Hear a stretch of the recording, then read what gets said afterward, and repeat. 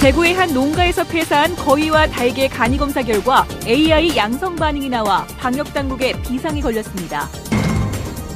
이렇게 AI 방역에 비상이 걸린 것은 관계당국의 소홀한 방역 등 안일한 대응 때문이라는 지적입니다. 중고 자동차 시장에서 사고가 없는 차량이라고 해서 믿고 구입했는데 알고 봤더니 큰 사고를 당한 차량이었습니다. 왜 이런 일이 벌어지는지 추적 취재했습니다. 정부가 추진하고 있는 시간 선택제 일자리가 취업률을 높일 수 있는 대안이 될 수 있는지 짚어봤습니다. 네, 여러분 안녕하십니까? 대구 경북 소식 전해드립니다.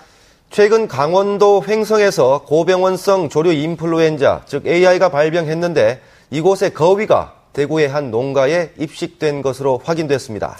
대구에서도 AI 발생 가능성이 높아진 건데 방역당국에 비상이 걸렸습니다. 박재영 기자가 취재했습니다. 대구시 달성군 한 가축 사육 농가의 출입이 엄격히 통제됐습니다. 이 농장에서 최근 토종닭 100마리와 거위 94마리가 잇따라 폐사해 AI 간이 검사를 벌인 결과 양성 반응이 나온 겁니다. 포크레인하고 아침에 스케스하고 비늘하고 이렇게 동원해가지고 이렇게 우리 전 직원 한 20명 정도가 이렇게 지금 거의 아침 지금 7시부터 지금까지 다 완료를 했습니다. 고병원성 AI 바이러스가 발병한 강원도 횡성의 거위 농가에서 지난달 31일 거위 107마리가 이곳으로 입식돼 정밀 검사 결과도 고병원성일 가능성이 높습니다. 대구시와 달성군은 해당 농가의 거위 등 가금류 500여 마리를 보시는 것처럼 이렇게 3시간 넘게 매몰 처리하고 있습니다. 이 과정에서 방역체계에 구멍이 뚫렸다는 비판이 나오고 있습니다. 이미 2주 전부터 가금류 폐사가 서서히 진행됐지만 신고가 전혀 없었던 데다 가금류 이동 승인서도 발급되지 않았습니다. 특히 어젯밤에야 농림축산건역본부에 연락을 받고 이 같은 사실을 알고 늑장 대응에 나선 대구시의 방역체계는 큰 허점을 노출했습니다. 5월달 되면은 이 자체가 소멸이 되거든요. 모든 균이 소멸이 된다고 그래 이제 판단하고 저희들도 이 부분은 이제 사실 여름에 발생을 안 하는 건데. 대구의 230여 농가에서 기르는 가금류는 모두 58만 4천여 마리. 대구시의 안일한 방역 행정이 조류 인플루엔자 확산에 빌미를 제공하지 않을까 우려됩니다. MBC 뉴스 박재영입니다. 그런데 우리나라에서 이렇게 여름철에 AI가 발생하는 것은 처음 있는 일이라고 합니다. 관례가 깨진 것이어서 방역당국이 깊은 고민에 빠졌습니다. 계속해서 서성원 기자가 보도합니다. 강원도의 고병원성 AI 발생 농가로부터 가금류를 입식한 곳은 대구뿐만이 아닙니다. 지난 4월 경북 영주의 한 농장에서 거위 80여 마리를 받았고 이달 초 포항의 한 부화장에서 80여 개의 거위 알을 받아 농가 6곳에 병아리를 분양했습니다. 이에 따라 경상북도도 역학조사와 정밀 검사를 강화하는 등 비상이 걸렸습니다. 날씨가 덥지만은 분변이라든지 병아리 등의 입식에 따른 기계적인 전파에서 충분히 발생할 수 있는 여지가 있습니다. 따라서 농가에서는 철저한 차단 방역을 해주시고. 여름철엔 AI 바이러스가 죽는다는 예측이 깨져버린 데다 역학적인 원인조차 찾지 못하고 있습니다. 무더운 동남아 지역에서도 AI가 발생하고 AI 지속기간이 점차 길어지고 있다는 점도 주목해야 합니다. 또 철새와의 접촉을 통해 AI 바이러스를 이미 보유한 야생조류가 가금류에게 다시 전파할 가능성도 있어 연중 상시 방역 체계로 전환해야 할 필요성도 있습니다. 잠복 감염되어 있는 상태의 어떤 생물체하고 접촉이 이루어졌다는 얘기예요. 그래 되면은 여름 아니라 40도, 50도라도 계속 발생돼요. 상시 방역이 되고 연중 방역이 이제 필요하다는 얘기. AI 발생으로 인한 살처분 직접 피해 보상액만 4천억 원에 이를 것으로 추산되는 가운데 초여름인 6월까지 AI가 발생하면서 방역 대책의 일대 전환을 모색해야 한다는 목소리가 높습니다. MBC 뉴스 서승원입니다. 전국 최대 규모라는 대구의 중고차 백화점에서 무사고라고 해서 중고차를 샀는데 알고 보니 전복 사고가 났던 차였습니다. 자동차 성능 기록부도 엉터리였는데 업체는 환불까지 거부하고 있습니다. 도성진 기자가 취재했습니다.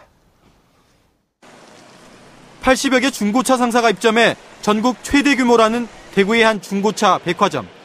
3주 전 이곳에서 중고 외제차를 산 유모 씨는 뒤늦게 차 상태를 확인하곤 깜짝 놀랐습니다. 키박스는 고장나 수동으로 열 수 없었고 볼트 5개가 있어야 하는 바퀴에는 2개만 있었습니다. 이 밖에도 차 바닥에는 사고 흔적이 여기저기 남아 있었습니다. 자동차 성능 기록부에는 분명 무사고로 기록돼 있었습니다. 그래서 일부 부품에 단순 교체만 있다고 믿고 샀는데 이게 모두 엉터리였습니다. 전복 사고로 지붕, 하부, 에어백이 파손돼 전손 처리된, 사람으로 치면 사망 처리된 차였던 겁니다.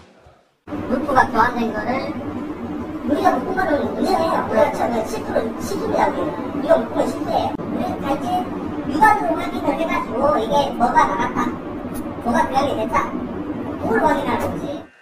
중고차 상사는 엉터리 성능 기록부를 근거로 무사고차에 무상 AS 보증기간이 남았다며 차를 팔았지만 보증기간도 이미 끝난 상태였습니다. 관할구청에도 신고를 하고 팔아야 하지만 이것도 무시됐습니다. 차량이 중고차 전시장에 들어오게 되면은 들어왔거나 아니면 팔렸을 경우에는 관할구청장한테 신고를 하게 돼 있어요. 그 절차를 무시하셨다는 거죠. 대형 업체의 공신력을 믿고 산 유 씨는 환불을 요구했지만 법대로 처리하라는 배짱 답변만 돌아왔습니다. 그런 부분을 믿고 또 이제 소비자 입장에서는 구매를 했는데 차량을 딜러는 법대로 하라 그러면서 오히려 소비자를 우롱하는, 제 생명까지도 진짜 크게 번질 수 있었던 일임에도 불구하고. 취재가 시작되자 중고차 백화점 측은 뒤늦게 보상책 마련을 약속했고 구청은 행정처분을 내릴 예정이라고 밝혔습니다. MBC 뉴스 도성진입니다. 유병언 전 세모그룹 회장이 구입한 것으로 알려진 폐열차가 안동 묵계초등학교에도 20여 대 있는 것으로 확인됐습니다. 유병언 장남 유대균의 소유로 돼 있는 안동 묵계초등학교 폐교 부지에는 서울 메트로 등에서 폐기된 객차 21량이 보관돼 있고 전북 남원과 안성, 금수원 등에는 폐열차가 50량 정도 있는 것으로 알려졌습니다. 교회 측은 대안학교를 설립하기 위해 폐열차를 지난 2010년에 구매해 묵계초등학교 부지로 옮겨온 것으로 보입니다. 정규직과 다름없는 대우를 받으면서 하루에 5시간씩만 골라서 일할 수 있다. 정부가 추진하고 있는 시간 선택제 일자리인데요. 취업률을 높일 수 있는 대안이 될 수 있을지 윤영균 기자가 취재했습니다. 대구시 중구의 한 요양병원 물리치료사인 유민경 씨는 하루에 3시간만 일합니다. 하지만 시간당 받는 돈이나 복지 혜택은 다른 정규직 직원과 같고 국민연금과 고용보험 등 4대 보험에도 가입돼 있습니다. 오전에 새벽반 회화학원 갔다가 여기 오면 이제 8시쯤 돼서 조금 일찍 출근해가지고 제 시간 갖고 3시간 근무하고 오후엔 또 다른 거 배우고 싶은 거 지금 그 내일 배움제 카드라고 그거 발급받아가지고 또 다른 거 한번 배워보려고 생각하고 있어요. 정부가 추진하고 있는 시간 선택제 일자리는 주당 15시간에서 30시간까지 일을 하는 직원을 채용할 경우 사업체에 1년 동안 임금의 50%까지 지원해주고 사업자 부담의 고용보험과 국민연금 전액을 2년 동안 지원해주는 제도입니다. 육아의 부담을 덜면서 시간 주로 이제 낮 근무에만 투입이 되기 때문에 그 시간제 일자리를 통해서 충원된 간호 인력들이 사실은 이제 병원 측에서는 환자 진료에 많은 도움이 되고 있습니다. 정부는 오는 2017년까지 이 제도를 통해 93만 개의 일자리를 만들어 고용률을 70% 수준까지 끌어올린다는 계획입니다. 고용률 70%를 달성하기 위해서는 유인력, 경력 단절 조성이라든지 또 장년층, 노년층들을 일자리로 끌어들여서 나름대로 경제활동 인구를 활성화시켜서 높여야 된다. 이런 생각을 하고 있거든요. 하지만 노동계는 고용률을 높이기 위한 수치 노름이라고 비판하고 있습니다. 한정된 정부 지원 기간이 끝나면 결국 아르바이트와 다름없는 비정규직으로 전락할 수밖에 없는 구조라는 겁니다. 이미 이명박 정부 시절에도 반듯한 시간제 일자리라 그래서 지금 박근혜 정부하고 비슷한 지원책을 내놓은 바가 있거든요. 그렇지만 그것이 이제 실패를 하고 오히려 비정규직이 더 확대된 결과를 초래했습니다. 결국 시간 선택제 일자리에 대한 구체적 법적 근거를 먼저 마련하고 비정규직 대책과 함께 실시해야 한다는 지적이 나오고 있습니다. MBC 뉴스 윤영균입니다. 웅진 폴리실리콘 상주 공장 염산 유출 사고 이후 모두 처분된 것으로 알려졌던 위험 물질이 여전히 남아있는 것으로 확인됐습니다. 이런 위험 부담 때문에 공장 물건 경매가 계속 유찰돼 현재 경매가는 10분의 1 수준으로 떨어졌습니다. 이정희 기자가 보도합니다. 지난해 염산 누출 사고가 발생한 웅진 폴리실리콘 상주 공장. 시민 안전을 위해 상주시는 남아있던 유해물을 전량 빼내도록 하겠다고 약속했고 웅진 측도 늦어도 5월까지 모두 처분하겠다고 밝혔습니다. 하지만 법상 유독물질만 처분됐을 뿐 인화성이 높아 어쩌면 더 독성이 강한 위험물, 즉 삼염화실란이란 물질이 아직도 600여 톤 남아있는 것으로 확인됐습니다. 5,000톤 정도가 있었어요. 계속 제거 작업을 해서 지금은 한 600여 톤이 남아있어요. 아주 안전하게 하려면 2년까지는 가야지. 삼염화실란은 폴리실리콘 필수 소재로 공기나 물과 접촉하면 폭발이나 유독성 가스가 발생해 사망할 수 있을 정도로 위험합니다. 혹시라도 화재가 나거나 그런 상황이 발생했을 때 어떻게 대처하면 될까 싶어가지고 인명 대피나 이런 거는 저희들이 염두는 좀 해두고 있습니다. 주민들은 이 같은 사실을 새카맣게 모르고 있었습니다. 불안하죠. 어차피 공장은 뭐 안전하게 빼가지고 처리를 해줘야 되지. 그래야지 마을 주민들이 뭐 안전하게 살지. 관련 산업의 불황도 있지만 이런 위험 부담 때문에 공장 물건 경매가 7차례 유찰되면서 당초 4,016억 원, 역대 최고가였던 경매가는 330억 원대로 떨어졌습니다. 안전성 논란이 상존하면서 경매가가 10분의 1로 떨어졌지만 인수자는 여전히 나타나지 않고 있습니다. 갑자기 채권단이 경매 연기 신청서를 내 내일 상주법원에서 있을 예정이었던 8번째 경매조차 무기한 연기됐습니다. 장밋빛 전망을 쏟아내며 보조금을 지원했던 경상북도 상주시의 채권 100억 원은 회수가 불가능해졌고 웅진 공장은 골칫덩어리로 전락했습니다. MBC 뉴스 이정희입니다. 포항과 울릉으로 가던 광운해운 아랍퀸즈호의 면허가 취소되면서 여객선사들이 신규 면허를 따기 위해 경쟁을 벌이고 있지만 포항해양항만청은 적극적이지 않습니다. 어찌된 사정인지 박상환 기자가 취재했습니다. 포항에서 울릉도로 향하는 여객선의 출발점인 포항 여객선 터미널. 지난해 복수 노선 길을 열었던 광운해운의 아라퀸즈호가 운행을 멈춘 채 정박해 있습니다. 포항 여객선 터미널에는 모두 3개의 선석이 있는데 현재 해양경비함과 선플라워호가 2개의 선석을 이용하고 있고 법원 절차가 진행 중인 아라퀸즈호가 나머지 한 선석을 차지하고 있습니다. 아라퀸즈호가 지난달 면허 취소됨에 따라 여객선사들의 치열한 경쟁이 시작됐습니다. 다음 달 태성해운이 취항을 앞두고 있고 대저해운은 추가 면허를 신청했습니다. 시스포빌도 이 구간에 신규 면허를 신청하고 경쟁에 뛰어들었습니다. 하지만 시스포빌은 포항항만청이 기존 선사들의 기득권 유지를 위해 진입을 막고 있다고 주장합니다. 2011년부터 지금까지 5번 면허를 신청했는데 계속 항만청에서 반려를 시켰습니다. 그 반려 사유가 뭔가 하면은 선수 부족, 배를 댈 수 있는 좌석 부족, 적치율 이런 핑계로 계속 반려를 시켰습니다. 포항항만청은 이미 면허가 취소된 여객선 때문에 선석이 없다는 이유로 신규 업체의 경쟁 진입을 꺼리고 있습니다. 시설 확보가 돼야 되니까 그렇죠. 그것도 하나의 요인이 되죠. 예.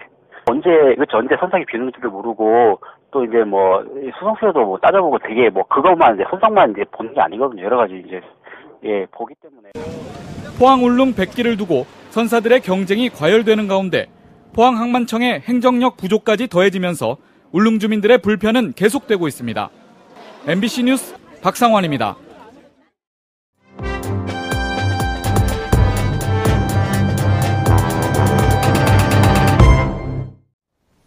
혁신도시의 성공과 지역 발전 방안을 모색하기 위해 마련한 기획 시리즈 혁신도시 장에게 듣는다 순서입니다. 오늘은 김천 혁신도시의 교통안전공단 소개하겠습니다. 자, 오늘 반갑습니다, 이사장님. 네, 반갑습니다. 예. 이 교통안전공단이 사실 어떤 업무를 하는지 잘 모르는 분들도 있을 것 같습니다. 간략하게 업무 소개부터 좀 부탁드리겠습니다. 교통 전반에 관한 안전 업무를 하고 있습니다. 항공, 철도, 도로 이 세 분야에 대해서 저희가 안전 업무를 하고 있습니다. 그 자동차 검사 업무가 있고 또 우리 자동차 관련해서 제작 결함 신고, 자동차 리콜, 급발진 이런 업무도 저희가 조사하고 담당을 하고 있습니다. 사실은 이 경북, 김천, 대구 지역이 교통사고율이 좀 전국적으로 볼 때 조금은 높은 편이에요.